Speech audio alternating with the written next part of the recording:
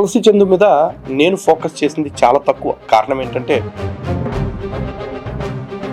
దోపిడీ చేసిన వాళ్ళు పాకిస్తానీస్ కాదు, బంగ్లాదేశ్ అక్రమ వలసదారులు కాదు, యాంటీ హిందూస్ కాదు, లౌకికవాదులు, ముస్లిమ్స్, క్రిస్టియన్స్. ఒకవేళ నిజంగా అలాంటి వాళ్ళు ఎప్పుడైనా ధర్మానికి ద్రోహం చేస్తే నువ్వు మాట్లాడావా? బాధితుడైన రాముడు ముఖ్యమా, యూట్యూబర్ రావణ్ణి బాధితుడిగా మార్చడం ముఖ్యమా? ఇక్కడ డైలాగులో ఎంత తెలివిగా మాట్లాడుతుందో చూసారా? అనేక దేవాలయాల భూములు అన్యాక్రాంతం అవటానికి సగం కారణం ఈ వీడియో మీద గనక నిజంగా తులసి చందు కౌంటర్ చేస్తే ఖచ్చితంగా తులసి చందు నా రాడార్లోకి వచ్చినట్టే. ఒక్కసారి నా రాడార్లోకి వచ్చిన తర్వాత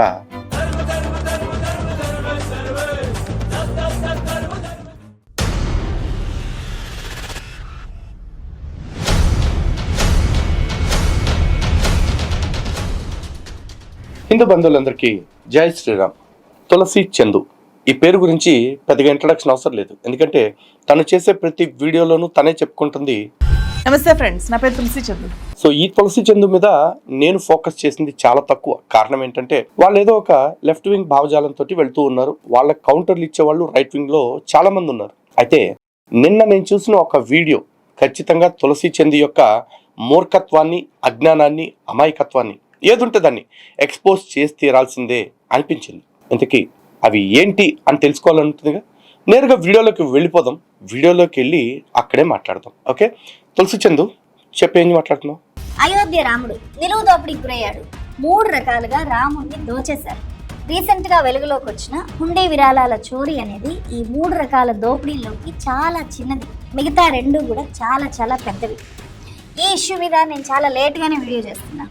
దేశవ్యాప్తంగా ఎట్లాంటి చర్చ జరుగుతోంది, ఎలాంటి స్పందనలు వస్తున్నాయి అని చెప్పి ఇంతకాలం అబ్జర్వ్ చేస్తాం. కానీ ఎంత విచిత్రం అంటే, హిందువుల ఆత్మగౌరవ ప్రతీక అయోధ్య రామ మందిరము అని చెప్పి రాముడిని రాజకీయ కేంద్రం చేసి కట్టిన దేవాలయంలో భక్తుల డబ్బులు దోచుకున్నారు అనే అతిపెద్ద వార్త బయటకు వస్తే దాని మీద మీడియాలో పెద్దగా చర్చ లేదు, రాజకీయ దుమారం ఏమీ లేదు. మిగతా అంశాలతో పోల్చితే హిందువులకు సంబంధించి లేని సమస్యల్ని ఉన్నట్టు క్రియేట్ చేసి చర్చ చేసే వాటితో పోల్చితే దీని మీద ఏ మాత్రం చర్చ లేదు. సో ఇది తులసి చందు బాధ. అయోధ్య రామ మందిరానికి సంబంధించిన విరాళాలు కావచ్చు, కానుకలు కావచ్చు, వీటికి సంబంధించి రీసెంట్ గా ఏదో ఒక న్యూస్ బయటకు వచ్చింది. అందులో ఏదో గోల్మాల్ జరిగింది అని. దాని గురించి పాపం తులసి చందు తాను ఎక్స్పెక్ట్ చేసిన రీతిలో దేశం నడవట్లేదు కాబట్టి, తాను కోరుకున్న తీరులో మీడియా నడవట్లేదు కాబట్టి తన ఆవేదనని వెళ్ళబుచ్చుతోంది. సో తన ఆవేదనకి మనం సమాధానం చెప్దాం.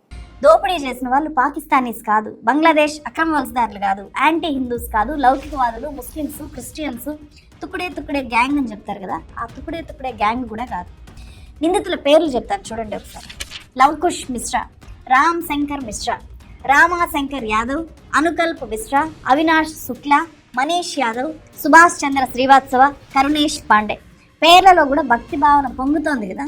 వీళ్ళంతా కూడా నిత్యం బాలరాముడి సేవలో ఉండే అయోధ్య రామాలయ ఉద్యోగులు. అయోధ్య రామాలయాన్ని నిర్వహించేది హోల్డ్ ఇక్కడ స్టార్టింగ్ లో కొన్ని పేర్లు చెప్పాం. వీళ్ళేమి యాంటీ నేషనల్స్ కాదు, యాంటీ హిందూస్ కాదు, తుక్కుడే కాదు, ముస్లింలు కాదు అని చెప్పేసి. ఒకవేళ నిజంగా అలాంటి వాళ్ళు ఎప్పుడైనా ధర్మానికి ద్రోహం చేస్తే నువ్వు మాట్లాడావా?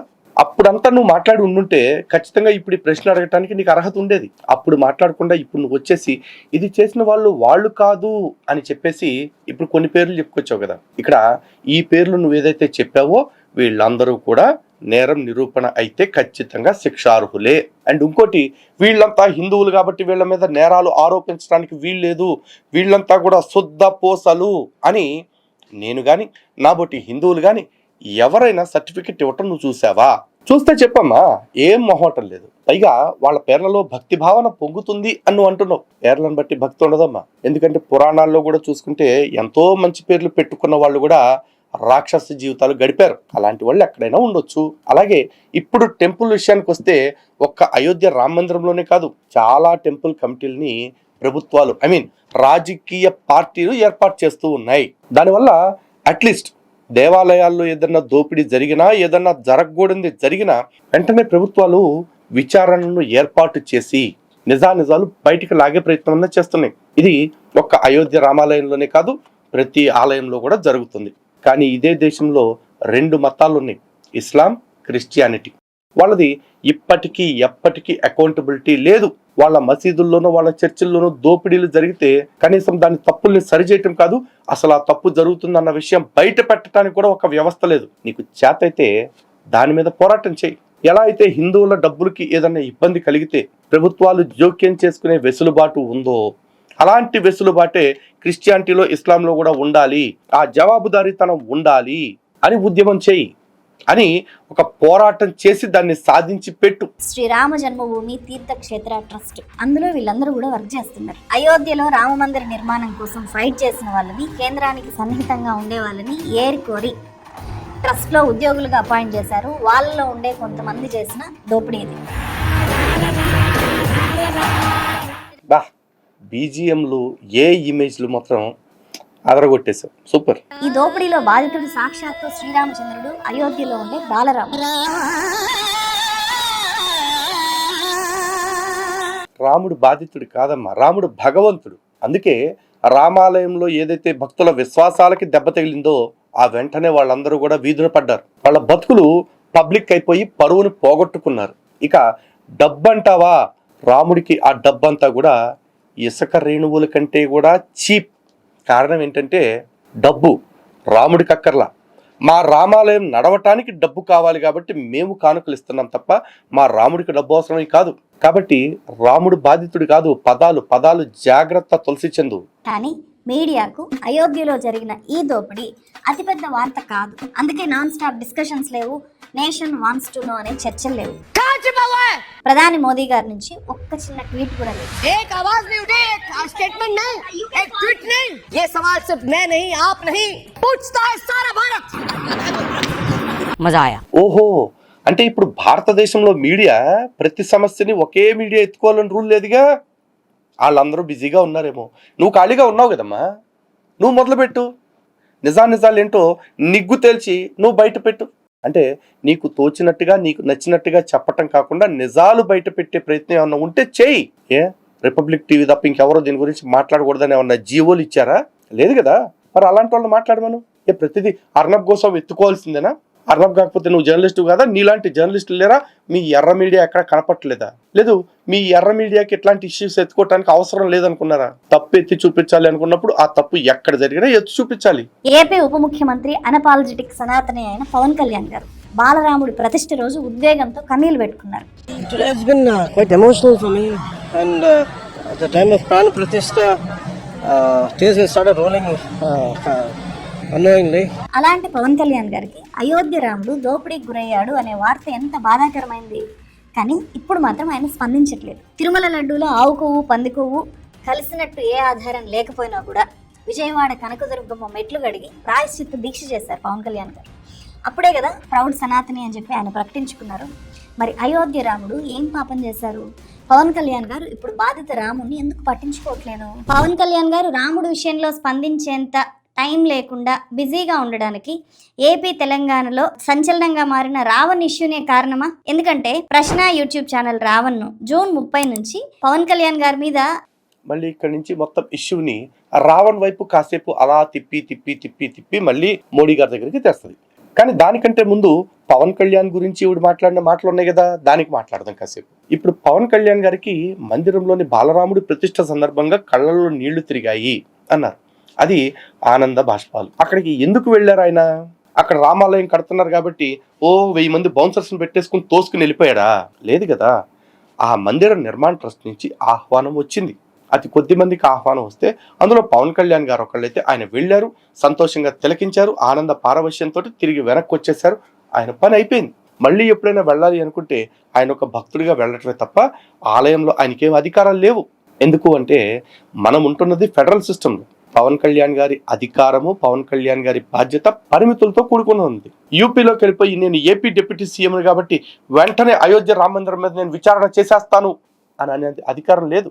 అట్ ద సేమ్ టైం యూపీలో ప్రభుత్వం నిస్తేజంగా ఉంటేనో, నిర్లిప్తంగా ఉంటేనో, చేష్టలుడికి చూస్తూ ఉంటేనో అప్పుడు ఒక ప్రజాస్వామ్య దేశంలో ఒక బాధ్యత గల నాయకుడిగా, బాధ్యత గల హిందువుగా నేను మిమ్మల్ని నిలదీస్తున్నాను అని యోగి గారి ప్రభుత్వాన్ని పవన్ కళ్యాణ్ గారు ప్రశ్నించవచ్చు. కానీ అక్కడ యోగి ఆదిత్యనాథ్ గారు ఇష్యూ జరిగిన వెంటనే ఈ రామ జన్మభూమి తీర్థక్షేత్ర ట్రస్ట్ వాళ్ళు స్వయంగా ఈ వ్యక్తులందరూ కూడా ఇటువంటి చర్యలకు పాల్పడ్డారు అన్న ఆరోపణలు వచ్చాయి. కాబట్టి తక్షణమే వీటిపైన విచారణ జరపండి అని తీర్థక్షేత్ర ట్రస్ట్ వాళ్ళు స్వయంగా యోగి ఆదిత్యనాథ్ గారికి లేఖ రాయటం జరిగింది. ఆ వెంటనే యోగి ఆదిత్యనాథ్ గారే ఒక సిట్ ఏర్పాటు చేయడం జరిగింది, అంటే స్పెషల్ ఇన్వెస్టిగేషన్ టీం. అంతేగాని దీనికోసమేమి అంతరిక్షం నుంచి ఇంకోటి ఏదో వ్యవస్థ వచ్చి పనిచేయట్లేదు తులసి చందు.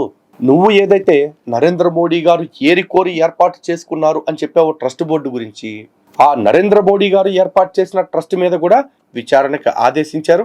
విచారణలో వాళ్ళు తప్పు చేసినట్టు తేలితే వాళ్ళ మీద చర్యలు తీసుకోవటానికి కూడా ఏమాత్రం వెనకడుగు వెయ్యరు. ఇవన్నీ తెలుసుకోకుండా అసలు ఎంత ఆత్రం ఎందుకు నీకు? పైగా ఈ ఇష్యూలోకి పవన్ కళ్యాణ్ గారిని తేవాల్సిన అవసరం ఏముంది?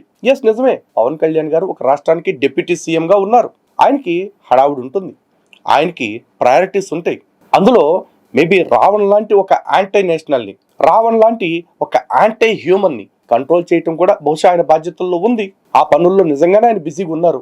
నీకేంటి నొప్పి అంటే నువ్వెత్తుకున్న ప్రతి ఇష్యూని పవన్ కళ్యాణ్ గారు ఎత్తుకోవాలా? నువ్వెత్తుకున్న ప్రతి ఇష్యూని మోడీ గారు ఎత్తుకోవాలా? నువ్వెత్తుకున్న ప్రతి ఇష్యూని నారా చంద్రబాబు నాయుడు గారు, రేవంత్ రెడ్డి గారు ఎత్తుకోవాలా? అంటే ప్రభుత్వం ఏం చేయాలి, ప్రభుత్వాధినేతలు ఏం చేయాలి అనేది కూడా నువ్వు డిసైడ్ చేయాలనుకుంటున్నావా? ప్రజాస్వామ్యంలో నీకంత సీన్ లేదమ్మా. ఇక్కడ నాకు అర్థమైంది ఏంటంటే ఇంతకాలం నువ్వేదో మేధావి ముసుగులో చలామణి అవుతున్నావు తప్ప నీకు బేసిక్స్ కూడా తెలియదు అన్న విషయం అర్థమవుతా ఉంది. ఒక విమర్శ చేసే ముందు ఆ విమర్శ చేస్తే అది తిరిగి మనకే బౌన్స్ బ్యాక్ అవుతుందా, మనకి బూమరంగ్ అవుతుందా లేదా అని చూసుకుని చేయాలి. ఇప్పుడు ఆంధ్రప్రదేశ్ వ్యవహారాల్లోకి ఇంకా చెప్పాలి అనుకుంటే నిన్న మొన్న మీరు కూడా మాట్లాడారు.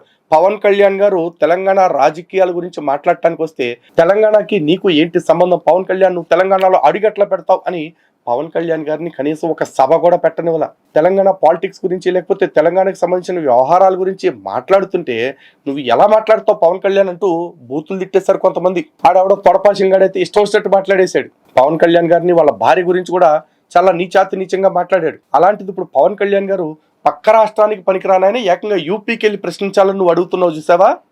నీ 2 నాలుకలకి కోటి దండాలమ్మా, కోటి దండాలు. ఏదైనా ఒక విమర్శ చేసే ముందు కాస్త బుర్ర పెట్టి ఆలోచించండి. బిజీగా ఈ కేసులో పవన్ కళ్యాణ్ గారు ఏమైనా ఇన్వాల్వ్ అయ్యారా? అంత బిజీగా ఉన్నారా?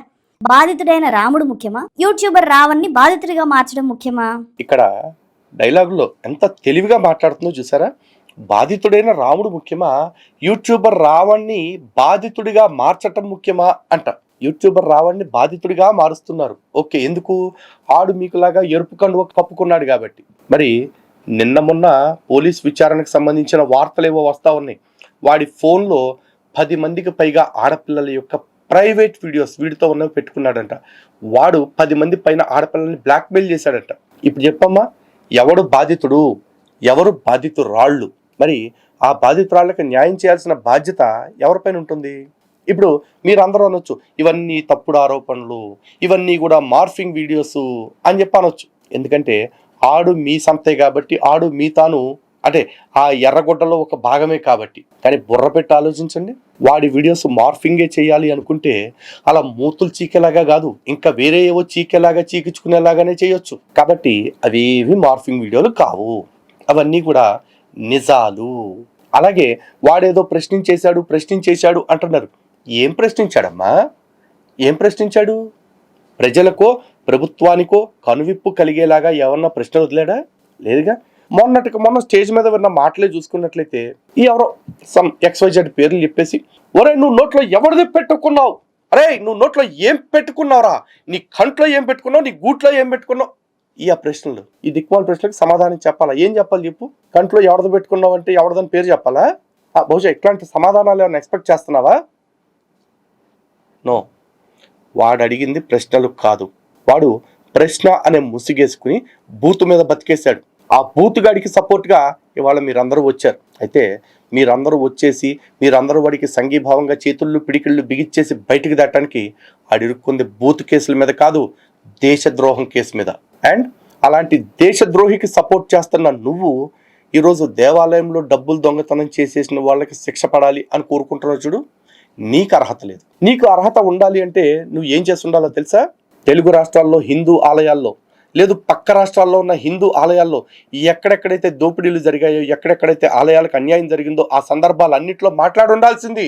ఈరోజు తెలుగు 2 రాష్ట్రాల్లో చూసుకున్నట్లయితే ఆంధ్రప్రదేశ్లో ఇప్పటి వరకు 4,25,000 ఎకరాల భూమి ఉండాల్సిన చోట 87,000 ఎకరాల భూమి అన్యాక్రాంతమైంది. మా ఆలయాల భూములు. నువ్వు మాట్లాడావా ఎప్పుడైనా? ఆంధ్రప్రదేశ్లో గత 5 ఏళ్లలో 250 పైచిలకు దేవాలయాల మీద దాడులు జరిగాయి. ఏ ఒక్క ఆలయంలోకైనా వెళ్ళి గ్రౌండ్ రిపోర్ట్ కవర్ చేసావా? రాముడి విగ్రహాన్ని తల నరికినప్పుడు కావచ్చు, లేకపోతే కొండబిట్రగుంటలో అంతర్వేదిలో దేవాలయాల రథాలను తగలబెట్టినప్పుడు కావచ్చు, రొంపిచెర్ల మదనగోపాల స్వామి విగ్రహాలు పగలగొట్టినప్పుడు కావచ్చు, పిఠాపురంలో 23 దేవతా విగ్రహాలను ధ్వంసం చేసినప్పుడు కావచ్చు, ఒక్కసారి నువ్వు మాట్లాడావా తులసి చందు?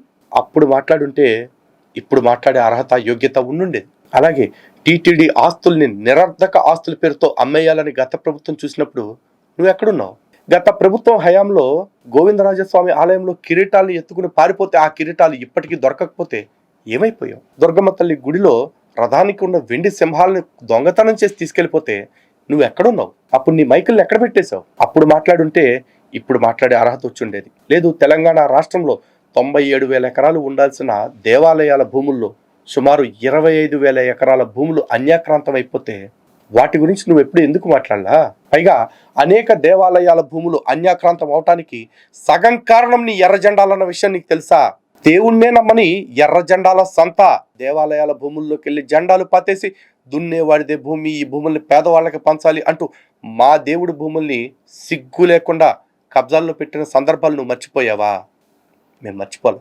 అలాగే పక్కనే కర్ణాటకలో మీ ప్రభుత్వమే ఉందమ్మా, అంటే నువ్వు సానుభూతి చూపించే పార్టీ ప్రభుత్వం అక్కడ కూడా. అక్కడ సుమారు 6,000 ఎకరాల దేవాలయాల భూములు కబ్జాకు గురయ్యాయి. మరి వీటన్నిటి గురించి నువ్వు ఎప్పుడూ మాట్లాడలేదే. పైగా ఈరోజు రామాలయంలో జరిగిన చోరీ గురించి, ఆ చోరీ లెక్కెంతో కూడా తేలక ముందే, ఎందుకంటే మీకు సంబంధించిన తొత్తు పార్టీల వాళ్ళు దాన్ని 1,200 కోట్లు 1,100 కోట్లు అంటున్నారు, కానీ అక్కడ మొత్తం లెక్క తేలిస్తే దాదాపు 100 కోట్ల పైమాట అంటున్నారు. 100 కోట్ల పైమాట కాదు, 1 కోటి అయినా సరే తప్పే, దోపిడీయే, మా దేవాలయం సొమ్ము మాకు కావాల్సిందే. కానీ దాని గురించి మాట్లాడటానికి నీకున్న నైతికత ఏంటి? ఎందుకంటే ఈరోజు అక్కడ యూపీ రాష్ట్రంలో ఉన్నది భారతీయ జనతా పార్టీ ప్రభుత్వం, కేంద్రంలో ఉన్నది భారతీయ జనతా పార్టీ ప్రభుత్వం. ఆ భారతీయ జనతా పార్టీ ఏర్పాటు చేసిన తీర్థక్షేత్ర ట్రస్టే ఇప్పుడు అయోధ్యని నడిపిస్తూ ఉంది. అయినా సరే అక్కడ సిట్ ఏర్పాటు చేసింది కూడా అదే భారతీయ జనతా పార్టీ తప్ప అంతరిక్షం నుంచి ఊడొచ్చిన కొత్త పార్టీలు, కొత్త ప్రభుత్వాలు కాదు. వీటన్నిటి గురించి మాట్లాడ నువ్వు ఎక్కడో యూపీలో జరిగిన దాని గురించి ఇంత ఆసక్తి చూపిస్తున్నావు అంటే నీ ఆసక్తి ఏంటో మాకు అర్థం చేసుకోలేనంత అమాయకులు అనుకుంటున్నావా?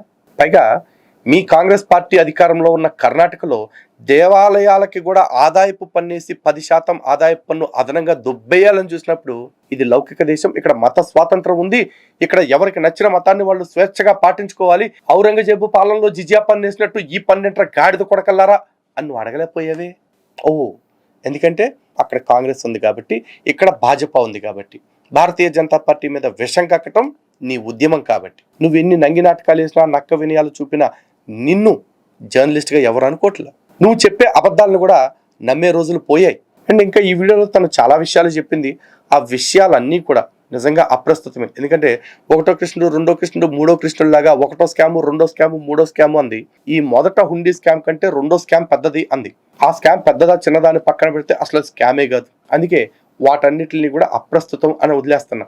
కానీ ఇక్కడ ఈ వీడియో మీద గనక నిజంగా తులసి చందు కౌంటర్ చేస్తే ఖచ్చితంగా తులసి చందు నా రాడార్లోకి వచ్చినట్టే. ఒక్కసారి నా రాడార్లోకి వచ్చిన తర్వాత వాళ్ళ యొక్క మూర్ఖత్వం ఏమిటి, అమాయకత్వం ఏమిటి, అజ్ఞానం ఏమిటి అన్నీ బయటకు వచ్చేస్తాయి. సో తులసి చందు ఈ వీడియో కోసం కౌంటర్ చేస్తుందా లేదా? I'm waiting. హిందూ బంధువులరా, హిందుత్వం మీద మాత్రమే, హిందుత్వాన్ని ఎత్తుకున్న వాళ్ళ మీద మాత్రమే విషం కక్కడానికి ఏర్పడ్డ ఈ వ్యవస్థలు సక్సెస్ఫుల్గా వాళ్ళ పని వాళ్ళు చేస్తూ ఉన్నారు. మరి వాళ్ళ పని వాళ్ళు చేస్తూ ఉన్నప్పుడు మన పని మనం చేయకుండా ఎందుకుంటాం? మనం కూడా అంతే. ఇలాంటి అబద్ధాలకి వాస్తవాలతోటి అడ్డుకట్ట వేసి తీరుతాం. So stay tune to Hindu Janashakti. జై శ్రీరామ్. భారత్ మాతకి జై.